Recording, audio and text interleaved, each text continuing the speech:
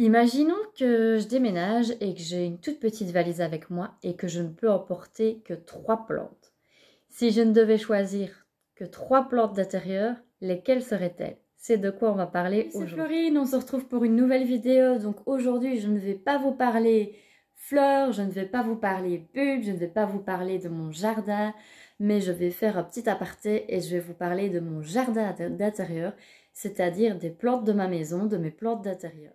Si vous ne me connaissez pas encore, n'hésitez pas à vous abonner à ma chaîne. Ici, on parle jardin, on parle plantes d'intérieur, on parle surtout fleurs. Vous pouvez également me suivre sur Instagram, ça s'appelle Les Fleurs de Florine. Et là, je poste du contenu pratiquement tous les jours. Donc voilà pour le petit aparté. Donc aujourd'hui, on parle plantes d'intérieur. Et s'il y avait 3 plantes que je devais sauver, 3 plantes uniquement que je voudrais garder, quelles seraient-elles? Donc, il faut savoir pour un petit peu de contexte. Donc, moi, je collectionne les plantes d'intérieur depuis quelques années déjà maintenant. J'ai eu une plus grosse collection auparavant. Là, ici, j'ai un peu réduit ma collection à plus ou moins 40 plantes qui se trouvent, on va dire, la moitié dans mon salon et la moitié dans ma cuisine. Mais j'ai eu une collection bien plus grande que ça. Parce que, bon, il y a eu un moment où j'achetais des plantes qui étaient un petit peu trendy, etc. C'était le moment pendant le confinement où vous achetiez des plantes à tout va parce que, bon, voilà, c'était un peu la mode et on s'ennuyait un petit peu. Donc, on jardinait beaucoup à l'intérieur vu qu'on ne pouvait pas sortir.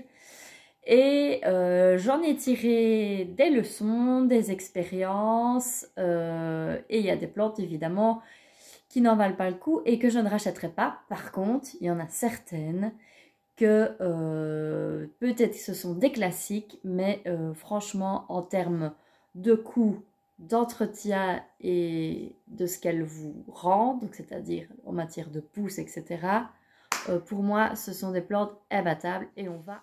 S'il y a une plante que je vous conseillerais, parce que ça fait maintenant quelques années enfin pas mal d'années que je la connais, en long et en large, je l'ai multiplié, je l'ai bouturé, j'en ai eu beaucoup.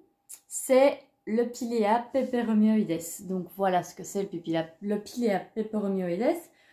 Je crois que ça doit être une plante, si vous aimez les plantes, si vous connaissez les plantes d'intérieur, que vous connaissez. C'est assez basique, hein.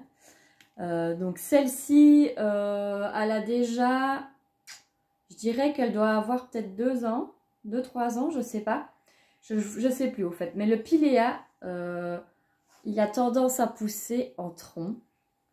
Donc d'abord, quand vous l'avez, je n'ai pas pour vous montrer ici, au stade où on le vend en magasin. Donc vous avez une plante avec des feuilles un peu plus compactes. Mais à force de pousser, avec les années, il va vous faire des petits troncs. Et moi, il y en a certains qui n'aiment pas.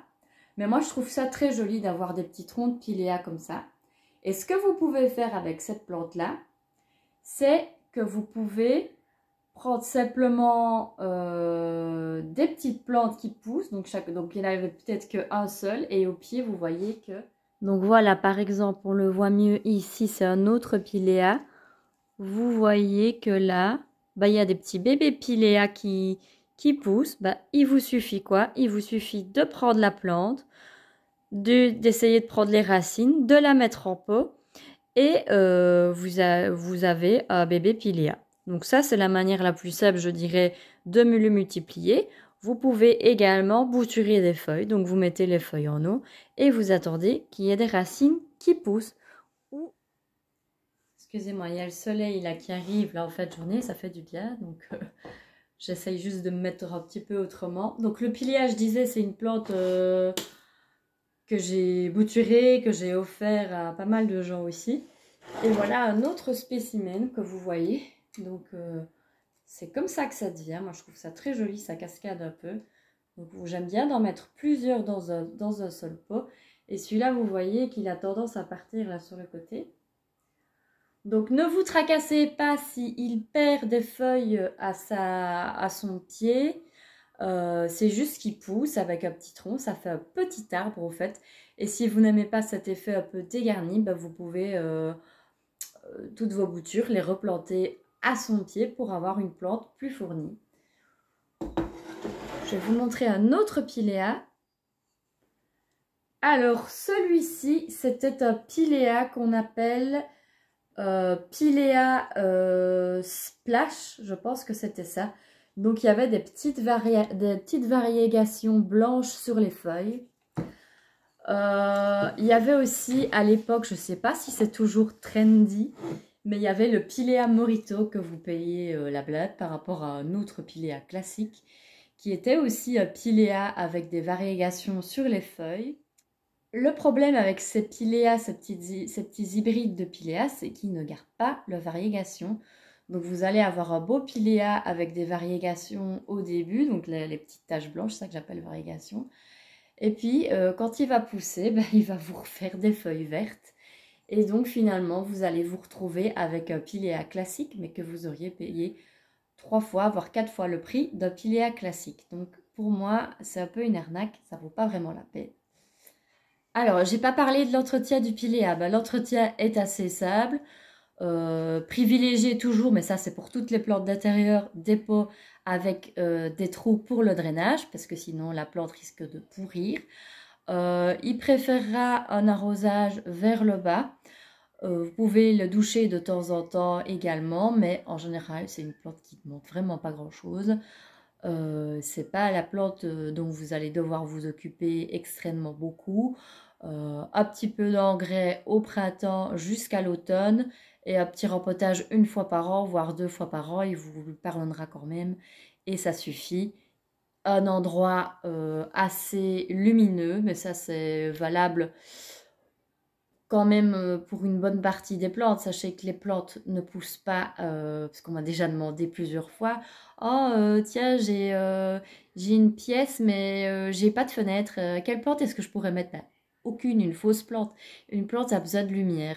Donc voilà, le Pilea c'est une plante qui aime beaucoup, qui est un peu plante grasse comme ça, et qui aime beaucoup la lumière. Donc mettez-la devant une fenêtre, peut-être pas plein sud, mais mettez-la quand même dans un endroit assez lumineux, proche d'une fenêtre. Donc ensuite, deuxième plante, mais cette fois-ci je vais devoir passer derrière la caméra parce que c'est une plante que je fais cascader et qui m'est impossible de décrocher de mon mur. Donc je vais vous parler, vous vous en doutez peut-être, je vais vous parler du pothos. Le pothos doré ou le pothos argenté, c'est deux variétés que je fais pousser chez moi dans mon intérieur. Ça fait déjà quelques années que je les fais pousser. Je vais vous montrer à quoi ils ressemblent. C'est aussi des plantes qui demandent quasi pas d'entretien, que vous pouvez bouturer très facilement. D'ailleurs, je vais vous montrer un exemple de bouture que j'ai ici. Vous pouvez le bouturer à l'infini, en offrir à l'infini. Il demande juste d'être arrosé régulièrement, quoi. De nouveau, une exposition lumineuse, mais il vous en voudra pas si vous le mettez dans un coin où il n'y a pas trop de lumière. Il poussera juste un peu moins vite et un peu moins bien, on va dire. Moi, je mets de l'engrais, mais à toutes mes plantes. Donc, je disais du printemps, enfin, quand je constate vers la mi-février que les jours rallongent, que la pousse qui recommence à pousser, jusqu'à l'automne, je mets un peu d'engrais. Et j'essaye de rempoter mes plantes une fois par an. Maintenant, par exemple, l'année dernière, enfin ici au printemps, je ne les ai pas rempotées, aucune. Et ça va, elles s'en portent très bien quand même. Mais n'hésitez pas quand même à checker si les racines ne sortent pas du pot et à rempoter quand même vos plantes au moins tous les 2 ans si vous ne le faites pas une fois par an. Je vous emmène dans ma cuisine, je vais vous montrer les petits pothos.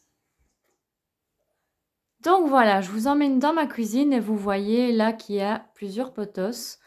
Donc on a celui-ci qui est un pothos argenté, que moi j'aime bien ces plantes-là parce que je les fais cascader. Donc vous voyez qu'il repart comme ceci et il repart jusque là et il y a une pousse là qui continue et qui va continuer à pousser. J'aimerais bien que ça fasse tout le tour de la pièce, mais bon, on verra si c'est possible. Ça, c'est le pothos argenté. L'autre pothos que je voulais vous montrer, c'est celui-là. C'est mon pothos doré. Lui, ça fait, je crois que ça fait bien 4 ans qu'il est là. Je l'ai mis dans cette suspension. Je l'ai déjà bouturé pas mal de fois. Et il continue sur le meuble ici. Je l'ai mis avec une autre plante. Et voilà, il continue jusque là. Hop là, et j'ai tout fait tomber. C'est pas grave. Et d'ailleurs, du coup, voici une petite bouture de pothos que j'ai fait en automne. C'est pas le meilleur moment pour faire des boutures, c'est mieux d'attendre le printemps.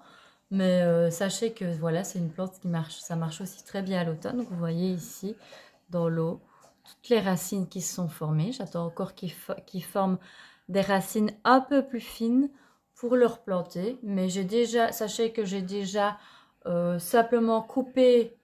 Donc vous coupez sous un nœud. Qu'est-ce que c'est un nœud? C'est les petites parties brunes ici.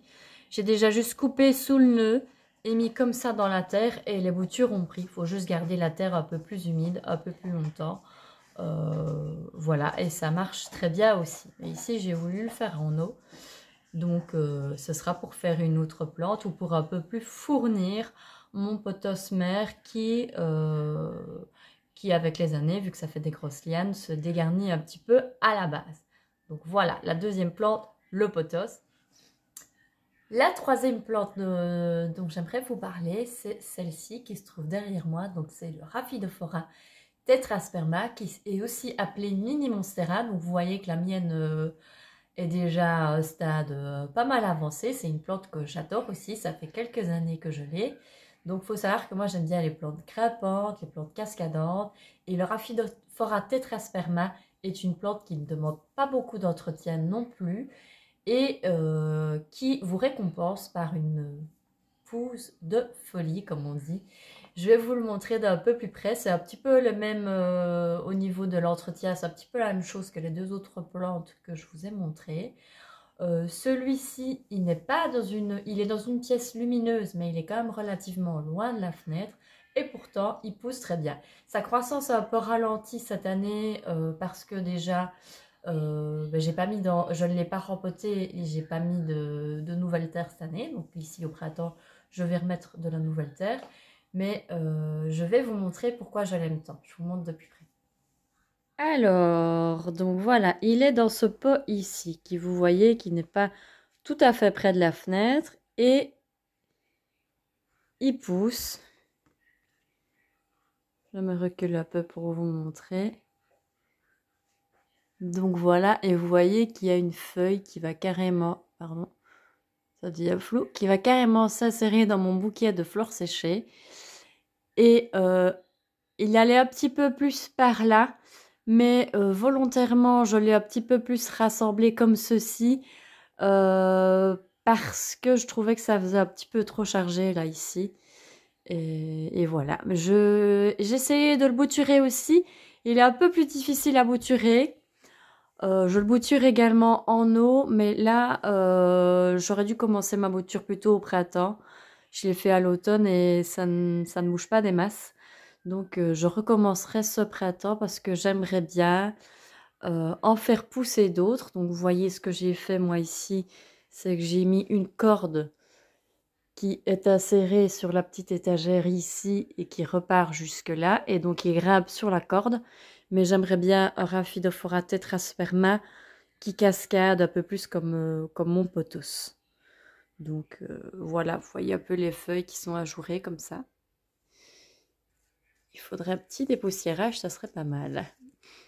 N'hésitez pas aussi, voilà, il faut le faire, ça demande un certain temps, mais à dépoussiérer vos feuilles de temps à autre, parce que sinon, ça attire les nuisibles, de 1, et de 2, avec une couche de poussière dessus, ben, elles ne savent pas faire correctement leur photosynthèse. Donc voilà pour le Rhaphidophora tetrasperma. Donc voici mes 3 plantes que si je devais partir et que je devais sauver 3 plantes, ben, ce serait celle-là parce que ce sont des plantes qui me donnent le plus de satisfaction en matière de pousse et d'entretien, parce qu'elles ne demandent pas trop d'entretien si vous n'avez pas trop le temps à consacrer à vos plantes, mais que vous voulez quand même des plantes dans votre intérieur, parce que moi je trouve que avoir un jardin à l'intérieur, c'est très sympa aussi, notamment l'hiver. Moi, j'avoue que j'en profite beaucoup plus l'hiver. Ici, celui que vous voyez, c'est mon Fraidex, une plante chouchou que j'aime aussi, Maintenant, en termes d'entretien, etc., c'est pas une plante que je conseillerais particulièrement en débutant. Alors, et vous, si vous deviez garder que 3 plantes, lesquelles ce seraient? J'aimerais bien savoir. Dites-le moi en commentaire vos expériences avec les plantes et lesquelles vous garderiez. Si vous voulez que sur cette chaîne, je parle de temps à autre un peu plus de mes plantes d'intérieur, je peux le faire aussi. Donc, n'hésitez pas à me le dire en commentaire. J'en profite ici qu'il y ait moins de choses à vous montrer au jardin pour vous parler un peu de mes plantes d'intérieur. C'est ici que se termine cette vidéo. N'hésitez pas à liker et on se retrouve la semaine prochaine pour d'autres vidéos. Bye bye!